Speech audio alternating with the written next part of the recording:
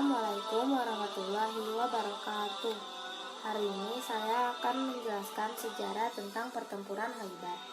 Pertempuran Khaybar adalah pertempuran yang terjadi antara umat Islam yang dipimpin oleh Nabi Muhammad SAW dengan umat Yahudi yang hidup di oasis Khaybar, sekitar 150 km dari Madinah, Arab Saudi. Perang Khaybar dimulai pada tahun 629 Masehi. Khaybar adalah wilayah tempat umat Yahudi tinggal setelah diusir oleh Nabi Muhammad SAW. Pengusiran tersebut dilakukan oleh Nabi Muhammad karena umat Yahudi melanggar perjanjian damai. Setelah diusir, umat Yahudi menyusun rencana untuk menyerang umat Islam. Hal ini dilakukan oleh umat Yahudi karena dendam mereka terhadap umat Islam sangat menumpuk. Tempat terjadinya perang Khaybar di oasis Khaybar. Perang yang berlangsung selama 2 minggu ini dimenangkan oleh umat Islam. Latar belakang terjadinya perang ini adalah umat Yahudi yang sengaja memusuhi umat Islam. Penyebab perang ini disampaikan oleh William Montgomery Watt. Nabi Muhammad berangkat menuju medan perang dengan membawa 1.400 pasukan. Pasukan Nabi Muhammad berangkat tanpa mengenal rasa takut karena mereka percaya dengan janji Allah.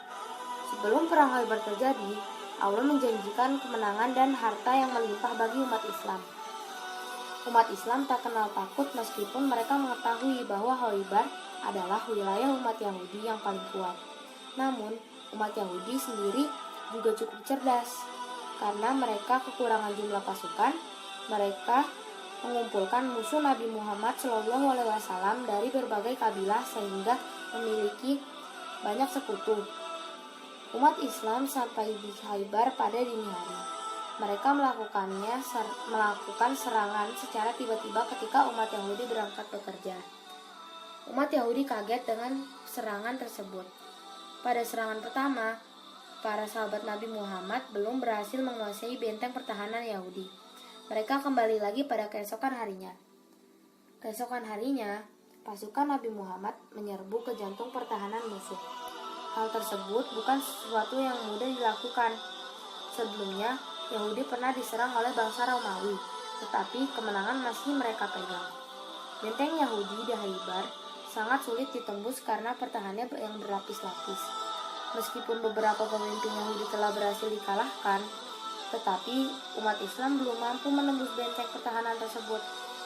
Abu Bakar dan Umar ditugaskan oleh Nabi Muhammad SAW untuk menjadi panglima dalam perlawanan ini, tapi mereka berdua belum berhasil.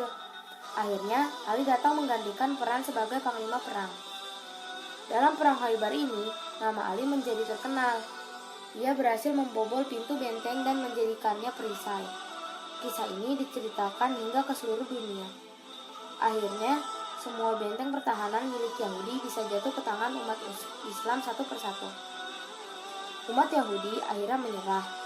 Semua benteng diberikan kepada umat Islam.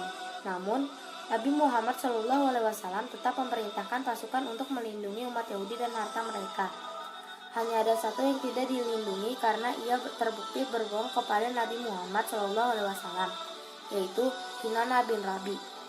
Nabi Muhammad ini menunjukkan bahwa Islam memiliki perlakuan yang berbeda terhadap musuhnya. Umat Kristen pada masa itu akan menghancurkan musuh yang telah mereka kalahkan. Namun, Islam tetap memberi kemerdekaan bagi Yahudi asal mereka mau mengikuti aturan Nabi Muhammad. Nabi Muhammad SAW tinggal beberapa hari Khaybar setelah peperangan. Ia hampir meninggal karena diracuni oleh istri salah satu pasukan Yahudi yang meninggal karena perang. Salah satu sahabatnya yang bernama Bishr bin Bara meninggal karena ia terlanjur memakan makanan pemberian istri pasukan Yahudi tersebut. Akhirnya, pasukan umat Islam kembali ke Madinah. Di tengah perjalanan, mereka sempat dicegat oleh salah satu kelompok Yahudi. Namun, Islam berhasil mengalahkannya. Setelah berhasil melakukan Yahudi, itu berarti kekuatan Islam di Madinah menjadi yang terkuat. Nabi Muhammad bisa melanjutkan dakwahnya dan masyarakat hidup lebih tenang. Umat Yahudi kemudian menyerah dan syarat membajak pajak dan menyerahkan tanah mereka kepada umat Islam. Tokoh yang terlibat adalah Nabi Muhammad. Peran Nabi Muhammad SAW sebagai pemimpin perang sudah tidak diragukan lagi. Hampir semua perang yang ia pimpin membawa kemenangan bagi umat Islam. Namun, hal ini tidak akan terjadi tanpa izin Allah. Nabi Muhammad SAW selalu mengingatkan pasukannya untuk mentaati aturan perang yang mereka buat. Meskipun berperang, kita harus memerlukan manusia dengan baik. 2. Al-Haris bin Abu Zainab. Ia adalah pemimpin kaum Yahudi. Al-Haris menjadi salah satu pemimpin yang menjaga pertahanan di dalam benteng Yahudi. Nabi Muhammad SAW menggunakan beberapa taktik dalam perang Khaybar. Pertama, ia menggunakan taktik urban warfare. Khaybar sendiri selama ini dibangun di antara benteng-benteng kokoh yang menjaganya. Hal tersebut merupakan ciri khas pertahanan kaum Yahudi.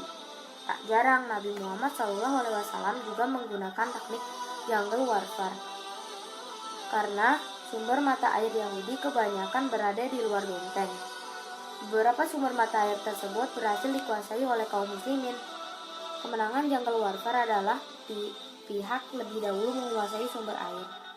Namun hal ini tidak menjadi masalah besar bagi kaum Yahudi.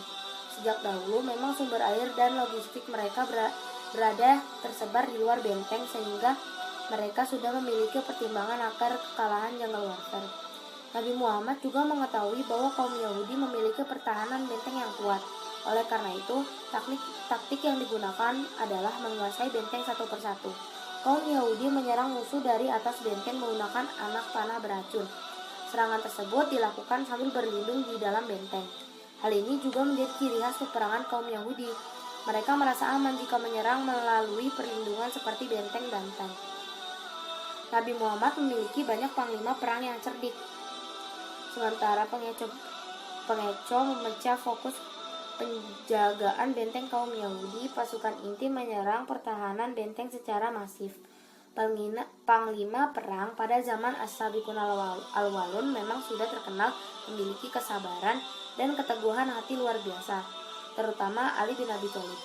Ia adalah panglima yang berhasil merebut benteng Yahudi di Khaybar. Isi perjanjian damai. Setelah perang usai, Yahudi dan umat Islam membuat perjanjian damai. Perjanjian tersebut berisi kesepakatan antara kedua belah pihak. Pertama, prajurit Yahudi yang ada di dalam benteng bisa dipastikan akan selamat. Para wanita dan anak-anak harus segera keluar dari Khaybar dan menyerahkan harta benda kepada Nabi Muhammad SAW. Hal-hal di atas biasanya selalu dilakukan oleh Nabi Muhammad dalam setiap kemenangan perang. Nah, itu tadi adalah penjelasan mengenai perang Khaybar. Wassalamualaikum warahmatullahi wabarakatuh.